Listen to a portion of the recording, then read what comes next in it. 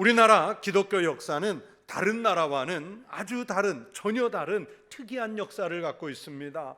기독교 선교가 이루어지는 나라들 중에 99%, 아니 거의 100% 먼저 보면은 선교사님이 들어가고 선교사님들이 그 나라의 언어를 익혀서 성경을 번역해서 그 나라 교인들에게 반포하는 그런 과정을 밟는 것 아니겠습니까? 그런데 우리나라 한국교회는 그렇지 않았어요. 선교사들보다 성경이 먼저 들어와서 읽혀지기 시작했습니다. 최초의 우리말 성경은 1882년에 번역된 예수성교 누가복음 전서라는 아주 쪽 성경입니다. 스코틀랜드 연합장로교회 선교사였던 존 로스 선교사님과 맥켄타이어 선교사님이 중국 만주 지방을 중심으로 선교 활동을 하면서 조선과 중국을 오고 가던 그런 상인들을 만나게 됩니다. 한국인들을 만나는 거예요.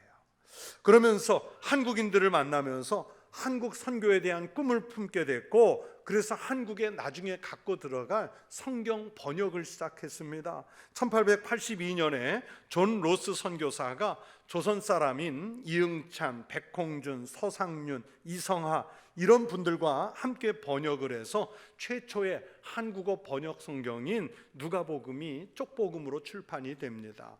이어서 요한복음, 마가복음이 계속 번역돼요. 그리고 이 로스 선교사님이 안식년을 맞아서 2년 동안 귀국해 있을 동안에 동료인 존 맥켄타이어 선교사가 이번에는 로스 선교사의 그 조선인 번역팀을 이끌고 계속해서 번역 작업을 해 나갑니다. 그렇게 많은 우여곡절과 난관을 뚫고 1887년에 신약성경 27권을 모두 번역해서 예수성교 전서라는 성경책이 나오게 돼요. 제가 한 번은 만주 쪽 그 동북 쪽에 갔을 때 거기에 동문교회라고 이제 선교사 존 로스 선교사, 맥킨타이어 선교사가 활약하던 교회인데, 제가 그 교회 박물관을 구경하는데 여기에 예수성교 전서가 그대로 있어요. 유리함에 보관되어 있어서 제가 그 감동으로 그 성경책을 열심히 들여다보고 있는데, 유리창으로 들여다보고 있는데 그 박물관 책임자가 저에게 오더니 어느 나라에서 왔냐? 한국에서 왔다. 제가 목사다. 그리고 신학교에서 학생들도 가르치고 있다. 그랬더니 이 성경에 관심이 많냐? 그래서 관심이 많다고 그랬더니요, 가서 사무실 가서 열쇠를 가지고 와서, 그럴 일이 없는데 이 함을 열어서 저보고 손에 만져보라고 그러더라고요. 그래서 제가 그 예수성교 전서를 받아가지고요 사진도 찍고 읽었어요. 많이는 아니지만 몇 장이지만 얼마나 감격하면서 그 성경을 읽었는지 몰라요. 이 번역 작업에 참여했던 서상윤과 동생 서경조 형제가 중심이 돼서 1884년, 아직 우리나라에 선교사 들어오기 전이에요. 황해도 장현군의 송천이라는 동네에 솔레교회를 세운 것이 우리나라 최초의 교회입니다. 이 솔레라는 이름은 한자로 송천을 순한글로 풀어 쓴 이름이에요. 서상윤, 서경조 형제가 솔레교회를 설립할 때 이 만주에서 번역된 누가복음, 요한복음, 마가복음 등의 이 쪽복음을 읽게 됐고, 예수를 영접한 그 마을 사람들 20여 명이 있어서 서상윤, 서경조 형제가 이 20여 명과 함께 시작한 최초의 우리나라 교회가 바로 이 솔레교회예요. 보세요. 선교사님이 입국하기도 전에 교회가 먼저 생긴 나라, 세계 선교 역사에서 유례를 찾을 수 없는 그 역사가 우리 한국 기독교의 역사입니다. 우리나라 선교 역사에서 공식적으로 처음 선교사가 들어온 것은 우리가 잘 아는 대로 장로교회 언더우드 선교사님과 감리교회 아펜젤러 선교사님이 1885년 4월 5일 부활절 아침에 인천 제물포를 통해서 입국한 것을 시점으로 삼고 있습니다. 여러분, 이때 놀라운 것은 이 언더우드와 아펜젤러 선교사님들이 입국하면서도요 한글로 번역된 성경을 가지고 들어와요. 그 성경이 그 만주에서 번역된 성경이 아니라 바로 이수정이라는 분이 번역한 마가복음 이수정 번역본입니다. 여러분, 이 이수정이 어떤 인물이냐면 우리가 국사책에서 배우던 1882년에 민비를 살해하려고 하는 이모 군란이 일어났을 때 민비를 구한 인물이에요. 그래서 이 민비를 구한 공로로 박영효 선생 등과 함께 고종 황제의 특별한 배려로 일본 유학을 떠났습니다. 새로운 농법을 연구해서 조선을 잘 살게 하겠다는 이런 꿈을 가지고 일본으로 유학을 갔는데, 거기서 지도 교수로 만난 분이 츠다 박사라는 분인데, 참 특이한 것은 일본 사람으로선 드물게 그 당시에 이 츠다 박사님이 아주 독실한 기독교 신자였어요. 그래서 자기 학생으로 들어온 이수정에게 예수를 전했고, 이 예수를 영접한 이수정은 조선을 살리는 길은 농업보다도 먼저 예수 그리스도를 믿는 신앙이어야 한다, 이렇게 생각을 해서 그 신앙을 전파하기 위해서는 성경이 있어야 한다는 확신을 갖게 됩니다. 그래서 이 이수정은 공부를 중단하고요, 농업 공부를 중단하고 미국 북장로교회 후원을 받아서 성경을 번역하게 되는데 1884년에 마가복음이 처음 번역된 거예요. 그래서 언더우드 선교사님과 아펜젤러 선교사님이 미국에서 한국으로 들어오는 과정에 일본을 경유하게 됐고, 바로 거기에 마가복음 성경이 있다는 걸 알고는 갖고 들어온 거예요. 이렇게 선교사가 선교지로 가면서 그 나라말로 번역된 성경을 갖고 들어가는 것도요, 여러분, 우리 기독교 2000년 역사에서는 아주 희귀한 케이스입니다. 그렇게 우리나라 한국 기독교는 성경을 읽고 성경을 연구하고 그 말씀을 지키는 일로 교회의 부흥을 이끌어온 역사를 갖고 있습니다. 정말 성경을 사랑하고 세계 기독교에서 성경을 가장 많이 읽는 교회로 알려진 나라가 한국 기독교예요. 우리나라 기독교 역사 자체가 성경을 번역하고 공부하는 일에서 이렇게 시작이 됐어요. 여러분, 학생 시절에 우리나라 근세사를 국사 시간에 배우다 보면 제너럴 셔먼호 사건이라는 걸 배우지요. 대원군이 외국 문물을 받아들이지 않고 우리나라 조선을 지키겠다는 정책을 펴는데, 이것을 쇄국 정책이라고 하지 않습니까? 외국 문물을 전혀 받아들이지 않는 이 조선 땅에 프랑스, 미국, 영국 이런 나라들이 계속해서 공세적인 외교 공세를 폈고요, 그 일로 우리 조선에 신미박해, 신미양요 이런 사건들이 일어나지요. 1866년에 제너럴 셔먼호라고 하는 미국의 상선이 대동강에 들어와서 우리나라에 그 통상을 요구하는 일이 있었습니다. 그것을 거부한 조선이 대원군의 명으로 군대를 동원해서 이 제너럴 셔먼호를 대동강에서 공격해서 불태워서 침몰시킨 사건이 제너럴 셔먼호 사건이에요. 그러면서 그 배에 살아남은 선원들을 이제 대동강변 백사장에 다 무릎 꿇려놓고 곤봉으로 때려서 창으로 찔러서 칼로 목을 쳐 참수해서 모두 죽였어요. 그때 대동강에서 죽은 사람 가운데 영국 교회 파송으로 중국에서 선교하던 로버트 토머스 선교사님이 있었는데, 이 토머스 선교사는 배가 대동강변에 정박해 있는 동안에 약 500권의, 물론 우리말 성경은 아니에요, 약 500권의 그 한자 성경을 나누어 줬습니다. 이 토마스 선교사가 나누어 준 성경을 가져간 사람 중에 토마스 선교사의 그 참수 현장을 감독하던 공직자 박춘권이라는 사람이 있었는데, 토마스 선교사 그 참수의 책임자예요. 이 박춘권이라는 사람이 무려 20년의 세월이 지난 다음에 토마스 선교사가 나눠준 그 성경을 뒤늦게 꺼내서 읽고 예수를 영접해서 우리 한국 기독교의 첫 번째 영수가 됩니다. 여러분, 옛날에 영수란, 한국 초대교회에서 영수란 오늘날의 장로나 또는 교회의 평신도 지도자급을 말하는 거예요. 그리고 그때 평양 감청에 경비원으로 있던 박영식이라는 사람은 사람들이 버린 성경을요 몇 권 수집했어요. 여러분, 옛날에 종이가 얼마나 귀하던 시대입니까? 그런데 그 성경책을 수집해서 한 장 한 장 뜯어가지고요, 자기네 집 방들을 다 도배하는 도배지로 썼습니다. 그 도배된 성경이요, 보세요, 방바닥에 누워서 천장을 봐도 성경이고요, 벽 옆쪽을 쳐다봐도 성경이에요. 하고 뒤돌아 누우면 또 성경이에요. 예수를 영접한 거예요. 도배된 성경을 읽고. 그러다가 이 박영식이 그 집을 팔았는데 누가 사냐면 최치량이라는 사람이 사서 여관으로 만들게 됩니다.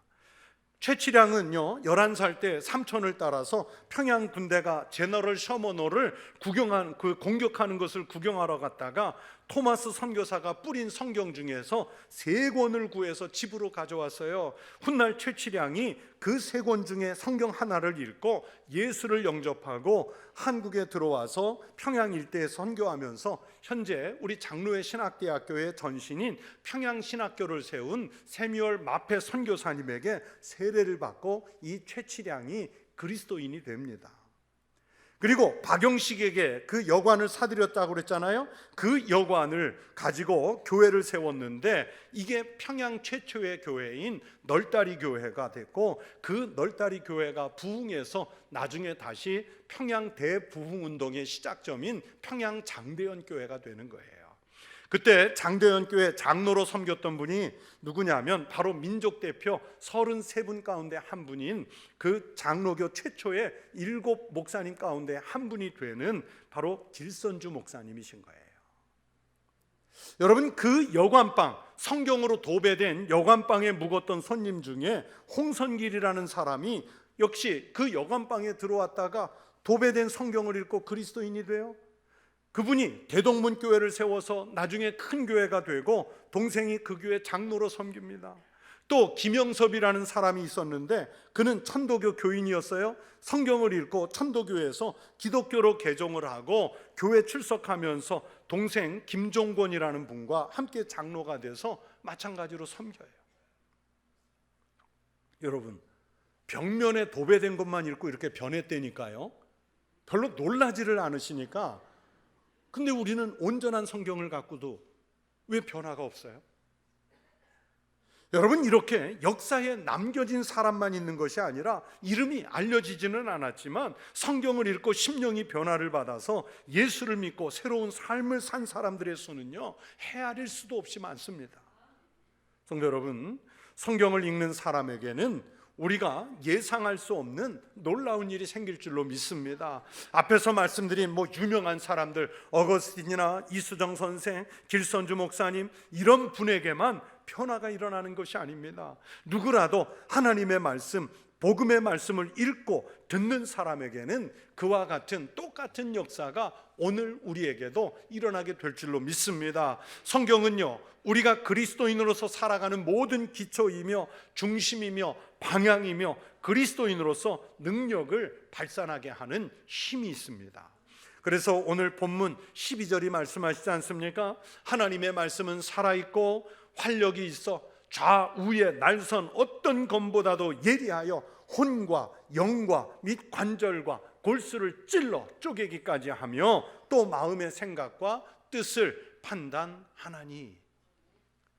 여러분, 수술하는 의사가 칼을 가지고 사람의 육신을 째고 자르고 찔러서 새롭게 치료할 수 있는 도구가 된다면 하나님의 말씀은요, 이 땅에 있는 좌우의 어떤 날선 검보다도 훨씬 예리해서 혼을 쪼개요, 영을 쪼개요, 관절과 골수를 찔러 쪼개서 우리의 마음과 우리의 뜻과 우리의 생각을 완전히 새로운 인간으로 재조립해 주시는 거예요.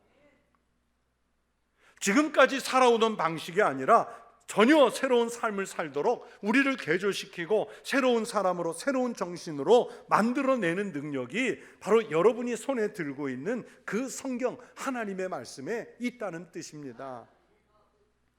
여러분이요, 수백 권의 성경을 집안에 소유하고 있어도요, 그 말씀을 읽지 않은 채 죽은 글로 보관하고 있다면 여러분, 성경이 그냥 부적인 거예요. 집에 성경이 수십 권, 수백 권 있으면 무슨 소용이 있어요? 그건 능력을 발휘하지 못합니다. 그러나 단 한 줄, 단 하나의 쪽복음을 지녔다 할지라도 그 말씀을 읽고 그 말씀에 순종해서 살면 하나님은 말씀을 통해 놀라운 역사를 일으키셔서 우리가 능력 있는 성도의 삶을 살도록 변화시켜 주시고 그렇게 우리를 인도해 주실 줄로 믿습니다. 사람들은 대화 중에 건강에 대한 이야기, 음식에 대한 이야기, 돈에 대한 이야기, 부동산에 대한 이야기, 자식에 대한 이야기 참 많이 해요. 여러분, 그 이야기의 상당 부분은 라디오에서 들은 정보일 수도 있겠고, 신문에서 읽은 정보, 텔레비전에서 전문가라는 사람이 나와서 한 얘기들 정보, 또 요즘에는 인스타그램이나 유튜브에서 막 기동량으로 들은 정보들이에요. 사람들은요, 자기가 들은 이야기를 아주 믿고 확신 있게 말합니다. 텔레비전에서 어느 박사가 말했다, 유튜브에서 어느 박사가 수십 년 동안 그렇게 해보면서 말했다, 그러면서 자기 주장을 펴는 근거로 삼아요. 그런데 사실은 그 말들이 다 맞는 게 아닙니다. 세월이 가면 바뀌거나 오류로 판정되는 일들이 얼마나 많은지요.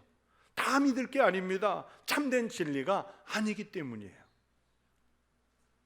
세상에서 나는 소리, 선동꾼 또는 전문가라고 자처하는 그 사람들의 말은 그렇게 철저하게 믿으면서 정작 절대 진리, 수천 년 동안 변함도 없으신 생명을 살리는 소식인 하나님의 말씀, 성경에는 귀와 눈과 마음을 닫는 사람들이 얼마나 많은지요.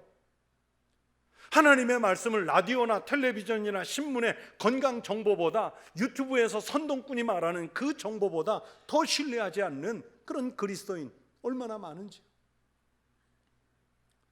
가끔 그런 생각을 해요.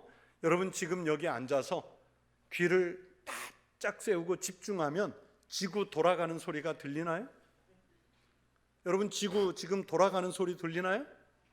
소리는 안 들리지만 지구는 지금 어떻게 하고 있어요? 돌고 있어요. 초고주파 또는 초저주파의 소리를 사람들이 다 듣고 살게 되면 어떻게 될까요? 여러분, 지구 돌아가는 소리 들으면 지금 다 고막 터져요. 눈이 터져요. 장기가 터져서 다 죽는 거예요. 그런 소리 다 들리면 우리 인간 죽습니다.